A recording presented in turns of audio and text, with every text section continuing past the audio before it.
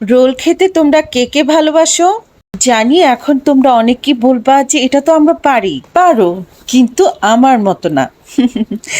চলো তাহলে শেয়ার করি পুরা প্রসেসটা। প্রথমে রোলের পুরের জন্য আমি পেঁয়াজ, গাজর, চিকেন, হলুদ, মরিচ, লবণ সবকিছু দিয়ে ভালোভাবে ভেজে নিলাম। তারপর দিলাম একটু বাটার, একটু টেস্ট আনার জন্য। বাইন্ডিং এর জন্য দিয়ে দিলাম কর্নফ্লাওয়ার। আমার পুর রেডি। এখন ডোয়ের জন্য আমি একটা ডিম ভেঙে নিলাম, এর মধ্যে 2 কাপ ময়দা দিলাম, একটু লেবুর রস আর 1 চিমটি লবণ দিয়ে পাতলা একটা বেটার তৈরি করে নিলাম। ফ্রাইং প্যানে একটু তেল লাগিয়ে রুটির মতো বানিয়ে নিলাম। এখন সেই পুরটা রুটির উপর দিয়ে এরকম রোল করে নিব, যেটা আমার দেখে দেখে বুঝতে হবে।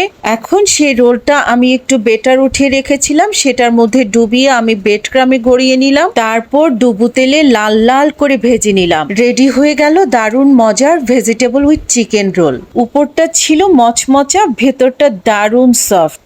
কেমন ছিল আমার আয়োজন? কমেন্ট করে জানিয়ে দিও।